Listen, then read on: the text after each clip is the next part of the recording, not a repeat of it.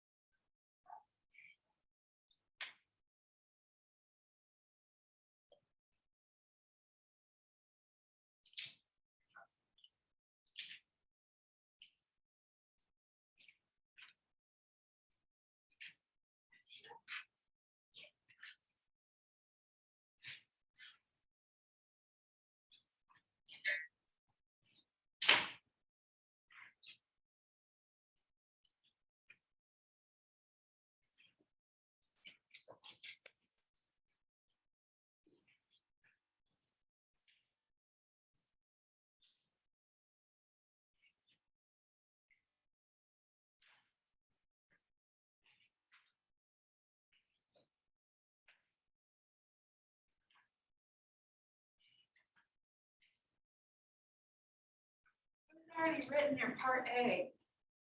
You did. Awesome. I forgot that last time I did this, I was thinking I could have shared these case studies with you in part A, and it might help you. Because when you're talking about your demographics, describing a student that needs accommodations, if you don't have a lot of familiarity with that, this is a paper copy of it, but it's also in D2L. There's a set of case studies in there, and you can kind of read through and pick some students out of those case studies. So for example, there's someone with learning disabilities, Kevin, speech communication, autism, hearing impaired, visual impaired. So, if you think about the content of your unit, and I'm kind of thinking of PE, think about what kind of student you want to write an accommodation for that goes with your unit. You know what I mean? For any of you. But so I have paper copies of those if you want, but they're also in D2L. So I just thought I'd share that in case. Sometimes it's kind of hard to just make up a student off the top of it. All right, 8:28. Is my Zoom still going? Am I in Zoom?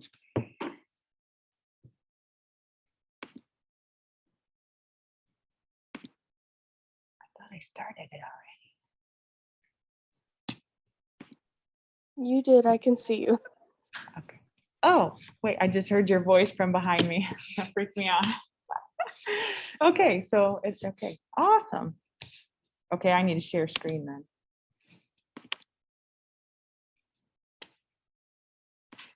Hope your roommate is feeling okay.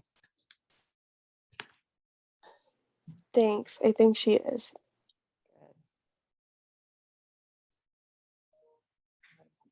What class is this? Okay. Who's emailing me?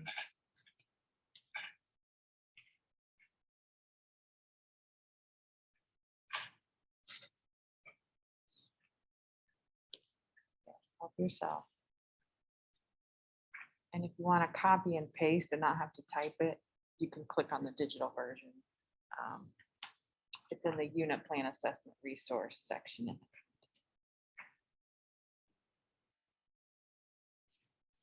So I know Jared's got soccer, and we've got somebody else had a sport. Gretchen is driving to Cincinnati with volleyball, I think.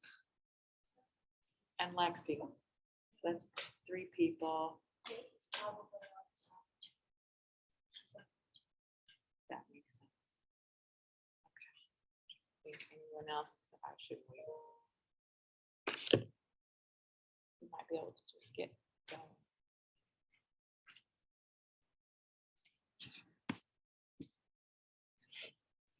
Okay. So have you kind of been thinking about your unit plan that you're going to work deeply in the rest of the course?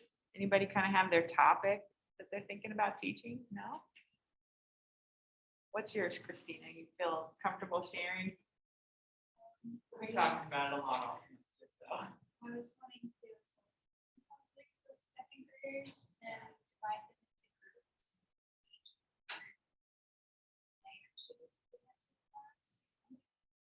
So what's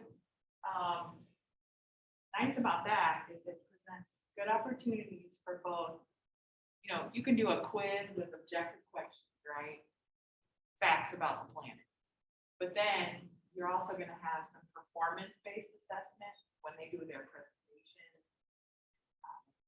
About it. So when you're thinking about planning your unit, remember we're going to create a pre-test or an anticipatory set, which we'll learn about next week.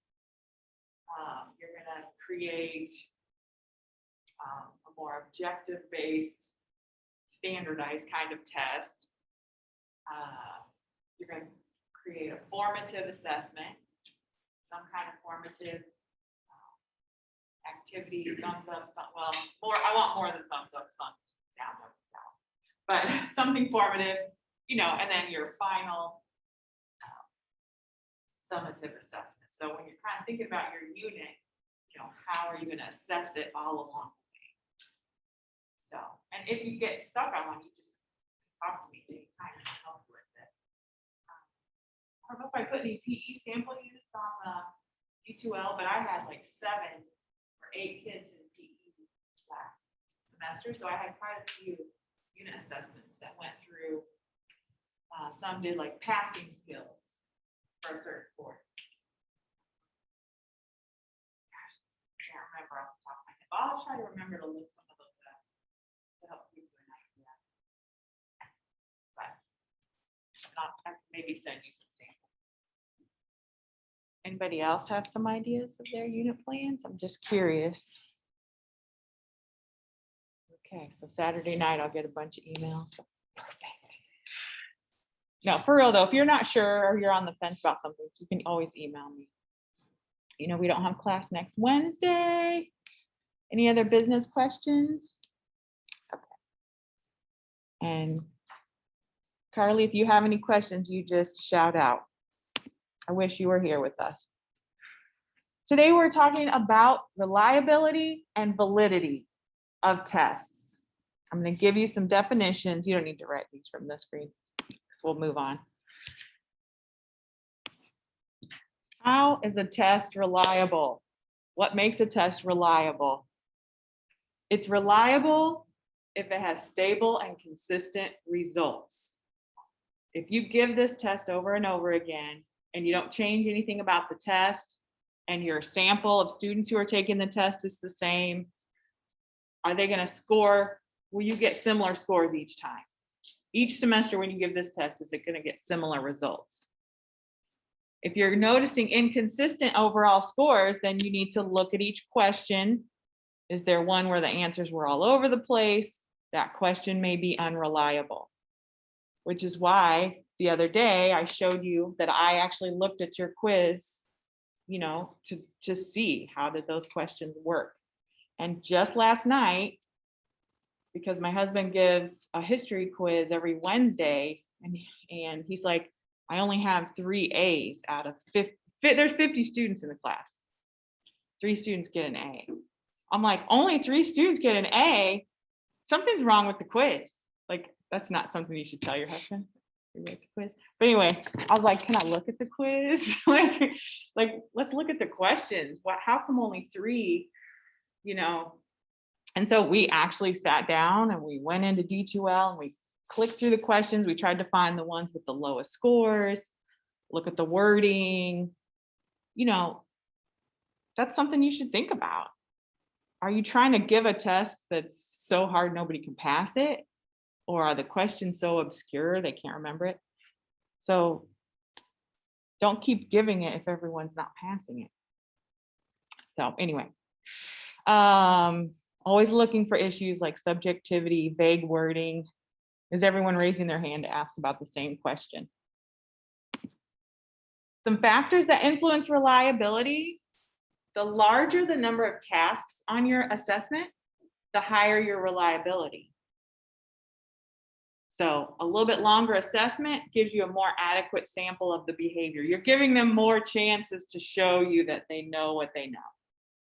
Now, the only caveat to that is if you make it too long, boredom, fatigue, sets in. So it's finding the sweet spot, which is why teaching is an art, not a science. There's not a magic number, a perfect length test. Depends on your content, depends what kind of skills they're practicing. So we want the answers to the questions consistently trusted to represent what the students know and what you taught them. So think about that when you're designing your assessment. Is it long enough to really catch what they've learned? But don't make it so long that they are so bored that they're like, and they shut down.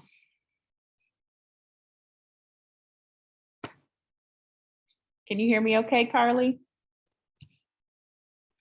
She's like, leave me alone. I'm in bed. I'm Zooming. I can't hear you. Everything's good. Okay, good. All right. And this is just a thought. I just want to kind of speak to this for a minute. Inter-rater reliability seems like something you wouldn't have to deal with as a teacher, but I'm telling you right now, we used to give, so first of all, inter-rater reliability. This is when, if I give a student an assessment and then Madison gives the student that assessment, I do the beginning of the year, she does the middle of the year, and then I do the end of the year. We should have similar results. We should be interpreting the results of that test similarly. Okay, and that's inter-rater reliability. So when we do the exit interviews for you all right before your student teaching, that's why there's at least 2, if not 3 people evaluating your responses. Because out of all the professors you've met, our personality types are all different, right? So you've got someone who's very rigid, and very clear, and has very specific expectations. And then you have me who's like a hippie, and I'm like, that's beautiful. You're going to be a great teacher. Positive attitude. Life is wonderful. You get a 5. You have to have some inter-rater reliability between the 2 of us. Okay. Now, when I have seen this in 3rd grade, I was trying to find one this morning. I was like, I wish I could find one. So we used to have to give these Dibbles tests. And I don't know if you've had to ever take one of those or do one in a classroom, but you sit down one-on-one with the student. The student is reading a passage and you're following along with this identical copy of that passage. If they miss a word, there's specific code for it, right? They miss a word, you slash it. If they substitute a different word, you put an S above it. If they pause, you're supposed to wait 3 seconds and then prompt them to what word so that they can keep reading. So it's that sort of thing. You're not supposed to let them struggle too much, but you are supposed to not just give it all to them. So if I were to give that to a student, or maybe my teaching aide would often help me give those, right? Or the para or somebody would give it. The results were not the same. When it's not super reliable. And that's something that I'm using in their record as their beginning, middle, and end of the year assessment. I tell the parents those numbers for their words per minute and their fluency and yada yada. But it's not super reliable if different people are giving the assessment at different times. So if my student aide is going to do it, she has to be the one who does it beginning, middle, and end, the same person. So it's consistent. Does that make sense? So there are several kind of reading fluency kind of assessments that are one of these other ones. That's why I grabbed this one, because it says in the instructions, if the student appears to be struggling too much, choose an easier book. Well, what is struggling to me is different than what is struggling to you. So inter-rater reliability, it's really applicable to open-ended questions, measuring like comprehension and reading. It's a little bit subjective, but it's concerned with how those who are evaluating are interpreting the scores. And what can help with that, and this is what we do for our exit interviews, is have a strong, clear rubric. So when you all come to do your exit interview, in order for us to be reliably scoring you, we have a 5-point rubric.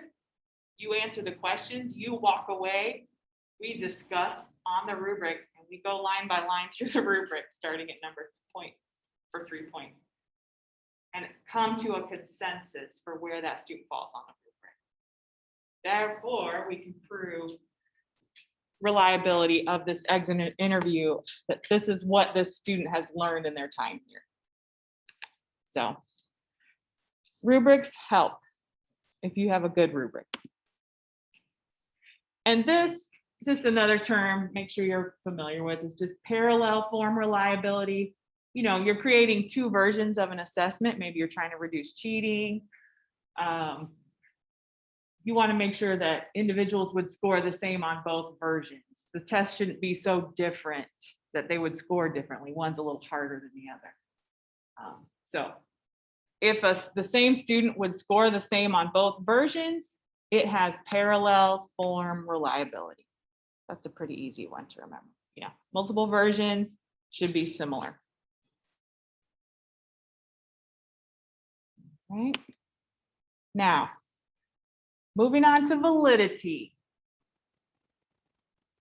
Does the test actually assess what you want it to? If we just talked about this, you have learning goals, you have learning standards, you have objectives, your assessment should match those. I kind of already drilled that into you, but here's an example. A reading test that's meant to measure literacy, fluency, something, it's in a very small font size. A highly literate student with bad eyesight might fail this test because they can't physically read the passages, right? This would not be a valid measure of literacy. It would be a valid measure of eyesight maybe, but not literacy. So this kind of highlights the fact that validity is dependent on the purpose of the test.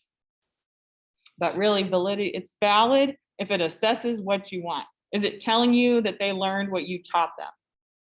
I taught them how to do 3 types of kicks in soccer. Can they demonstrate 3 types of kicks in soccer? Factors in the test. These are some factors. I just kind of bolded a few that if your directions are unclear,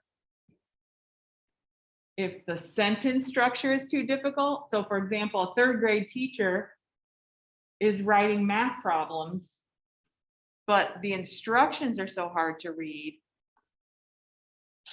This affects the validity because only the strongest readers can pass that math test because they're a strong enough reader to read the instructions. So it's not a valid test. Inappropriate time limits, making it way too fast, too short. Instead of measuring knowledge, you're measuring their speed of response. The test is too short, too long. if your test items are inappropriate for the outcomes being measured. So for example, you're giving them multiple choice questions when you really need to just ask them an essay question. I will say, if you have 50 kids in your class, sometimes poorly constructed questions, like giving them a hint to the next answer, that affects the validity because you've now listed several of the terms, and then in the next question, you're going to ask them, what's one of the most important terms in this class? Well, you just put all the terms in the previous question. You know what I mean? So it's like a clue. And we already talked about identifiable patterns in your answers, allowing for guessing. So those are all factors that affect validity. This we've talked about. If you find an issue with your assessment, fix it. Don't leave it for the next class to suffer through it. I do this constantly. I hyper do this. You probably know that about me. Other factors to consider. Think about this. I had this happen so many times in third grade. Your student refuses, they shut down in the middle of the test, right? They literally take the paper and do this off the thing and lay their head down on the desk. Has anybody seen this in the classroom? Just flat out refusal to work. They're shutting down. Yes, sir. I've done it before. Yes. Just don't do it in here. No. I'll shed a tear. We're talking about reliability and validity in tests. So student shuts down, throw the test on the floor, lays his head down. The test is half done. He's got a 50%. This is starting to repeat itself every Friday during the assessment. Are his math assessment scores valid? And then what do you do about it? I saw head shaking, no, it's not valid. The test is not really showing me what if he's capable of doing it or not. There's other things happening, right? This happens. I've had kids throw up in the middle of their ISAT test. You have to stop the test. You're not going to make them keep taking the test. They get sick, they have high anxiety, they're unmotivated. They want, oh, this happens, especially in special ed rooms. My daughter will tell you all the time. They want to get to recess or gym or whatever's next, music, whatever's coming up next. So they just click through. If it's a digital test, they're just click, click, click, click, clicking. It's no longer valid. And I was doing an after-school program, and the school demanded that they purchase this program, and they're like, your students are required to be on this program for 30 minutes a day. 30 minutes a day, they had to be on this program. All multiple choice questions. You'd click through, if you get through like 5 questions, you could play a game for 30 seconds. Then you answer 5 more questions, you play a game for 30 seconds, right? What do you think happens on the 5 questions? Yeah, they're literally just click, they're not even trying to read it. I had to advocate to the administration. So you have to be bold. This is what teacher leaders do. I'm challenging you all to be teacher leaders. If you see something that is not beneficial to your students, what good is that data? How is that data valid or reliable to me? I have to print up reports from this thing that they're clicking through and submit those and talk about them at our data meetings. It doesn't make sense. It's not valid and it's not reliable. And I had to say that to them in very nice ways. Like, I challenged them to come sit in my after school program and watch the kids click through. Like, it's not teaching them, it's not guiding them, it's not, and it's kind of wasting thousands of dollars too. So, I don't know, all of that to say, what do you do when these situations happen? Be an advocate if you can. Work refusals. I just sort of threw this in there. Don't just punish the student because that's really going to shut them down every Friday, right? Don't get in a power struggle. Don't assume they're lazy because he's not lazy. That's not why he threw that paper down. He's intimidated by the test, something. Here's the two hardest ones that I see teachers struggle with. Don't let them see you sweat. Don't act out of frustration and anger. Don't threaten them. I'm calling your mother. If you do this one more time, you know, I don't know. I've seen some pretty nasty teachers in the classroom. That's why I said good luck. Because they will push your buttons, right? Don't embarrass them. Things you can do, give them more wait time. Let him sit somewhere else in the room. Does he want to stand up while he takes the test? Do you have a question I can help you with? Think of some kind of scaffold or accommodation you can give that student. Listen to them. Those are all good things. Anybody ever see a teacher do a really good de-escalation technique in the classroom? I mean, sometimes it's as simple as you just walk over to them, not yelling across the room so the whole class hears it, but just coming by and what can I do for you? You know, do you go get a drink of water? Do you need a quick break? Do you want me to play some music? Like, let them know you're on their team. And they're a lot more likely to pick up the test, ask you the question that was stumping them, and try to move on. So it seems like you're doing behavior management, which you are, but it's because you want valid and reliable data, right? Okay. Create incentive plans. All kinds of good things you can do. I didn't want to delve too far into the behavior, but to me, well, where I taught, this was an issue. Kids are always trying to save face. They'd rather look like a bad behavior student than a dumb student. So they'll act out. So that's just reality. These are just more tips. Meet privately, give choices, think about what's triggering them, ignore the little things. So what? He's tapping his pencil and give him something else to tap on. That's just me. More tips, more tips. Okay. All right. I think there's just one more issue with the testing. Fairness. Whether the uses and interpretations of test scores are reasonable and equitable for all students. And I'll give you some examples. And you've probably seen, there are lots of little memes and pictures that show similar things, like people trying to look into a stadium, right? Some have a high chair, lower stepping stool.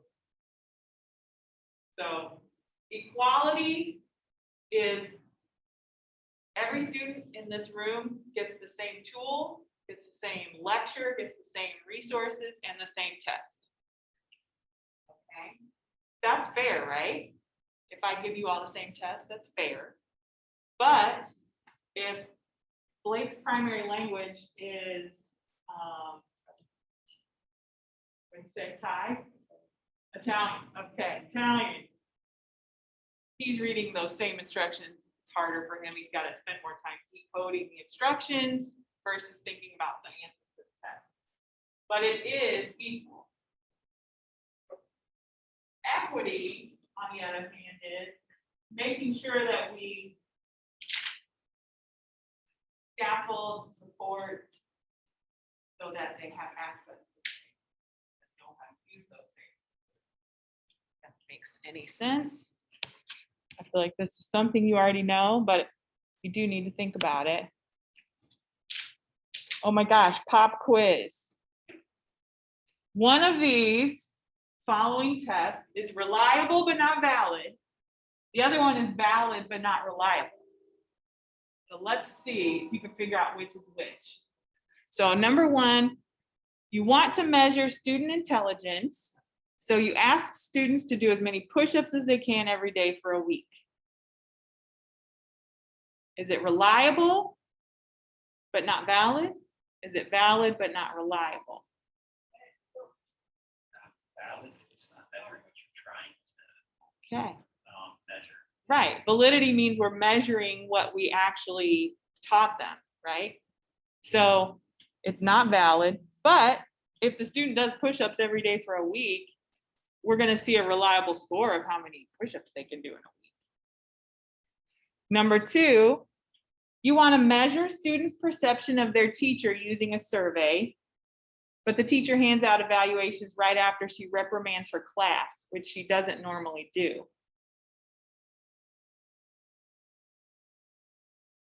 Reliable but not valid, valid but not reliable.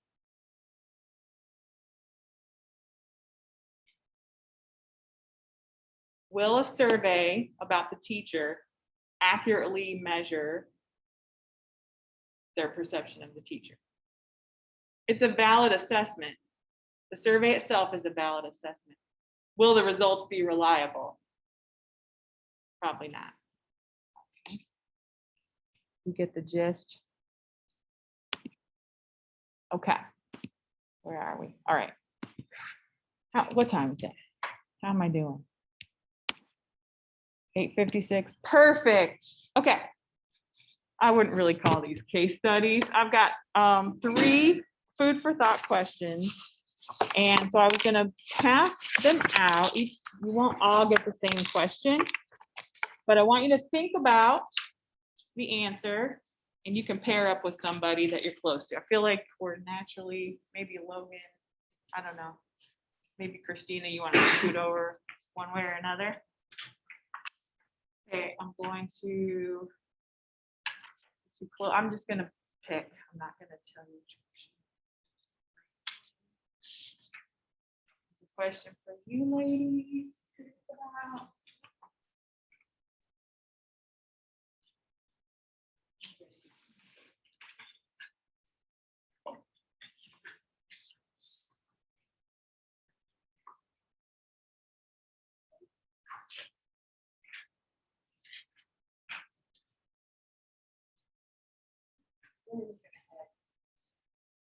Okay, stay right there.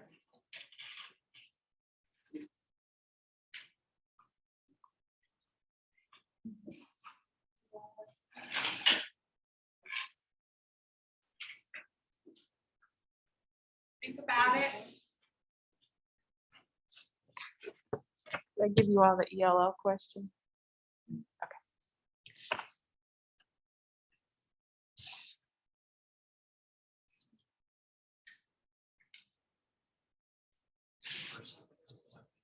Section's not at the same, like, spot. Did I stump you guys with the PE back there? That might not be it. Okay.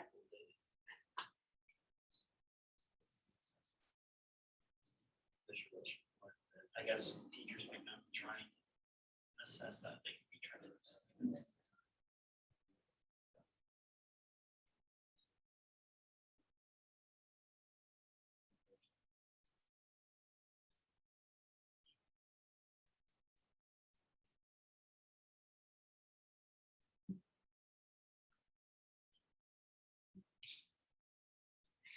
Oh my gosh, Carly, I'm so sorry. I'm gonna give you a question too. Okay. Apologize. Here's a question for you, Carly.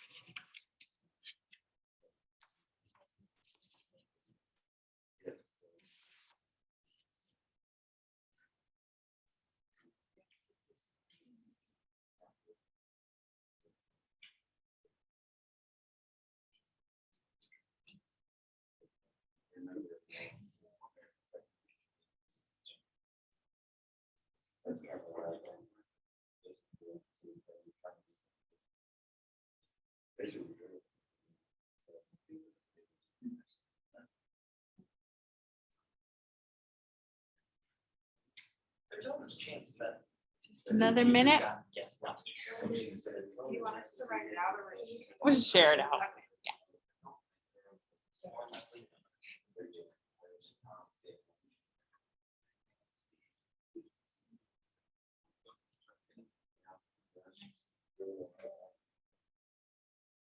All right. Why don't we kind of come back together? I like that you were having some academic conversations, makes me happy. All right, so I don't know who had this first question.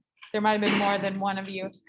A sixth grade science teacher prepared a set of assessment tasks to be used in all sections of biology without consulting the teachers of the other sections. What effect, this happens in real life, what effect might this have on the assessment's validity and why? Who had this question? Okay, so two groups and Carly had this question. So if you could talk loud enough that she can hear you.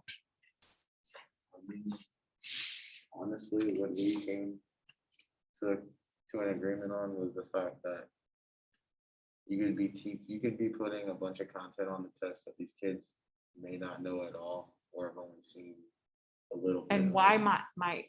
the kids in my class know it, but the kids in Laura Schaub's class not know it? Because, I mean, that's a different class, it's a Yeah. different section, so it could be zoology, it could be biology, it could be a different type of biology. It's Mhm. biology, so it could be zoology, anatomy, physiology, something else, so.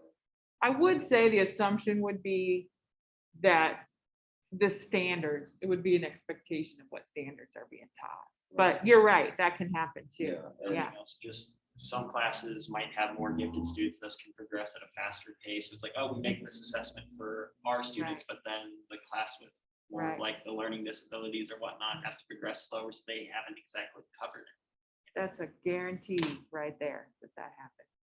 Did you have a thought, Caitlin? Oh, that was your thought too, yes. Because each individual teacher knows their students, right? So in theory, you should be gearing your assessment, towards your students. Did you guys have any different thoughts about it? Yeah, I mean, right. I mean, it is kind of similar to a state assessment where everybody's taking the same test to the same standards. But in a school, if you're on a team at all, you should be consulting each other and having conversations in your grade level team meeting about how are we gonna, what are we assessing? I see something in the chat here. The teacher won't have peer input on the validity of the questions or assessments. This could also affect the students if they were invalid because they could be challenged in a way that was not conducive. Right, exactly. Different learners in different rooms. My daughter complains about this a lot. She's expected to teach her pull-out like collab class with the exact same material that the other teachers are using. And she's like, what do they think is happening in this room? It's crazy. Anyway, okay. So it affects the validity of the test, right? He could write the test, but he needs input from other people. Here was another one. A recent new ELL student with little to no English. You need to assess his ability to use data in charts and graphs. You're the math teacher, you're doing charts and graphs, but he can't read the directions. How do you make it more equitable? How do you support him? Is this a reliability issue or a validity issue? Who had this question? One group. Okay, I'm sorry, it's only one of you, but what were you thinking? We were thinking ways to help them is like sometimes the students can't read the same language. They go into a different classroom and there's a translator that can read it to them. If you're lucky, Yes. you have a translator. And Yeah. then Carmen brought up that would cause some reliability issues because sometimes they'll give them hints or cues and stuff. when That they is find so out. true, Carmen. So that was Yeah. really good. Yeah. But then I thought of maybe if it was like on the computer, like everybody took it electronically, Mhm. sometimes you put headphones on, it can read it to you in different languages, and then they wouldn't get cues or anything. So Yep. Google That would be- Translate. yeah, help with that a little bit. Yeah. So the whole class, is this a reliability issue or a validity issue?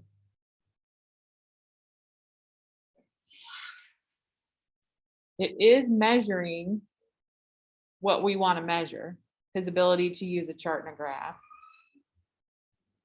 So that means that it is, if it does measure what we want it to measure, then it is what? Reliable or valid? Valid if it's measuring what we want. The problem comes into the reliability. He can't read the directions. So it's a reliability issue. I think I might have had some suggestions somewhere on another slide. I have seen this happen in the classroom because the district I worked in, we had a lot of Spanish speakers. But the thing is, like the district where my daughters went to school, there were so many languages in that school, there would not be a translator. My daughter's friends were from Pakistan, Jordan, Israel, very Middle Eastern. I mean, you just don't have a translator in the building for all of those languages. So when you're thinking of English language learners, it's not always just one language. So you have to kind of think about that. I will say though, for Spanish, you can find a lot of resources, but beyond that, it's a lot harder to find the resources. But use Google Translate. It's not always perfect. Google Translate is not conversational, you know what I mean? But it will get you there if you need to. Allow them to discuss the directions in his language with another peer. If you have more than one that speak that language, let them talk about it together and hash it out in their own language, and then work on the test. Does that make sense? We did this a lot. Let them kind of hash it out in their own language and then not spend so much time decoding. Give them longer. It's going to take them longer to figure it out. Use any visual audio tools you might have, like we're talking about headphones and translating, or I don't know, in the case of charts and graphs. Use multiple measures to demonstrate, maybe not just multiple choice questions where you're asking him to read and interpret. Have him make a chart and a graph. Give him some data and have him make a chart and a graph instead of just answer multiple choice questions about it. So something to think about for that. All right, and then our PE question. Several students in your 5th grade class play organized sports, but there are also several students in your class who play no sports outside of school. And they just don't dress out because they don't want to be embarrassed. So they want to sit on the side. They're willing to take a loss of points for the class. You're teaching a unit on passing skills. How are you going to make this equitable for all involved? This is like the story of my childhood right here. I'm the sit on the sider. I wanted to be an athlete so bad, but I wasn't. So I don't know who all, I think 2 groups had this question. Did you have some thoughts on it? We just said to, I mean, it was kind of difficult for us, but we just said to turn it into like a game, so it's not like, you know, you're being watched the entire time. We break them up into groups based on like the kids who are in sports, and like, so he's like, you have 5 of them, but and have 5 groups, one of them in each group, and then like distribute the other ones that don't play sports into those groups, and then like. Yeah. So thinking about your grouping. Yeah, and you could group them 2 different ways. You could do the homogeneous, like you described, or a heterogeneous where you match them up with somebody who's skilled, and then they're kind of modeling that to them. But they could feel intimidated by that. So maybe homogeneous feels better. So thinking about grouping, I like that as an option. Did you guys think of anything different? I was thinking more of like a written assessment across all students. So you have your skilled students who play other sports. Yeah. They're obviously going to do better in like the demonstration or an assessment that way. So if you have a written assessment, then all students they can show what they've learned or what they know. Right. And they don't have to fill out the demonstration. Yeah. Because there's lots of people like coaches who really know a game, but they may not have been the best at it. Right. But Right. they still understand all the mechanics. Yeah, good thinking. And when you do your unit plan, you're going to have a written assessment built into your unit plan. So I like that because somebody who's verbal, linguistic, they can express themselves and feel some success in that.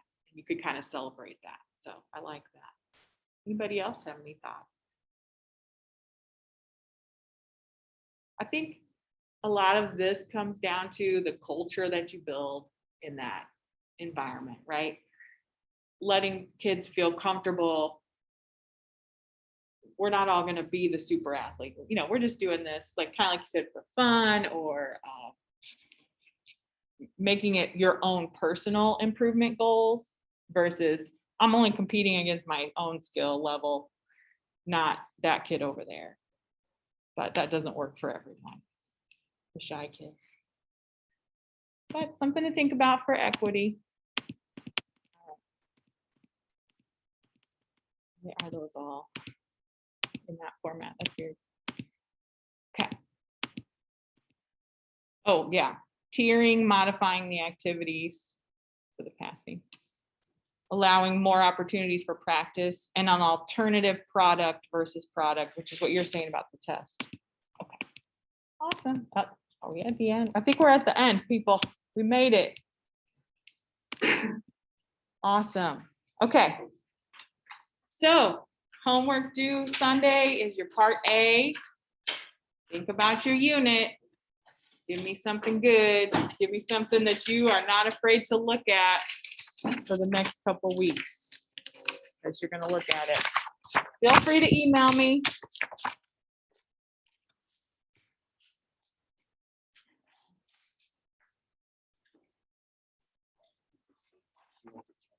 Sure, keep them in my file.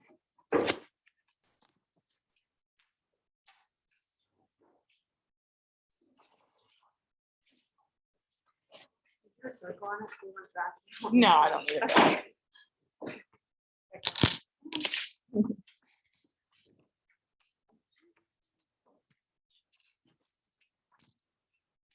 Carmen, did you find the link to the quiz? I did. Okay, good.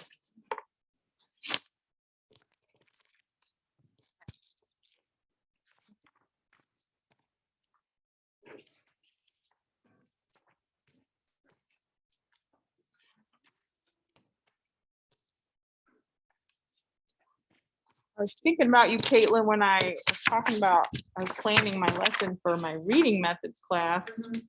And I'm thinking that you're in that class with me still, but you're not. And I was like, oh, well, she inspired me to add this piece in here about the ELLs.